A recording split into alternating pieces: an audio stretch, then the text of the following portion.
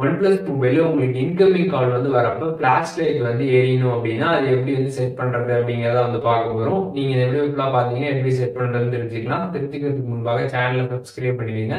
Bell ஐகானை click பண்ணி all அப்படின்றத செட் பண்ணிடுங்க.